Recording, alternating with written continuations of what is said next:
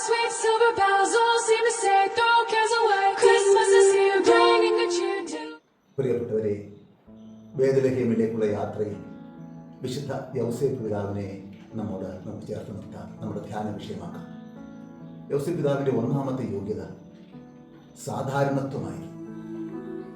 അത് സ്വർഗീയ പിതാവിൻ്റെ സ്നേഹം, ആ പൃഥുത്വത്തിൻ്റെതായ വലിയ സ്നേഹം സ്വീകരിക്കാൻ തക്കവണ്ണം ആ ജീവിതത്തെ സമർപ്പിച്ചു. ദൈവത്തിൻ്റെ സ്വപ്നം സ്വീകരിക്കാൻ തക്കവണ്ണം നിതാന്തമായി ജാഗ്രത പുലർത്തി. സ്വന്തം സ്വപ്നങ്ങൾ തകർക്കാൻ തയ്യാറായി.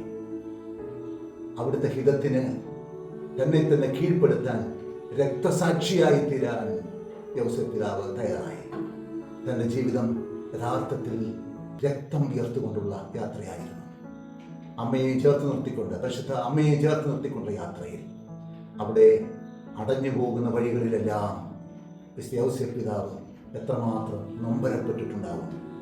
ദൈവം വിളമ്പുന്നത്, ജീവിതമാകുന്ന ഇലയിൽ വിളമ്പുന്നത് എന്തും സ്വീകരിക്കാൻ, ഭക്ഷിക്കാൻ തയ്യാറായ യൗസേപ്പ് പിതാവിൻ്റെ മാതൃക ഈ യാത്രയിൽ നമ്മെ സമ്പന്നരാക്കും, നമ്മെ ശക്തിപ്പെടുത്തും.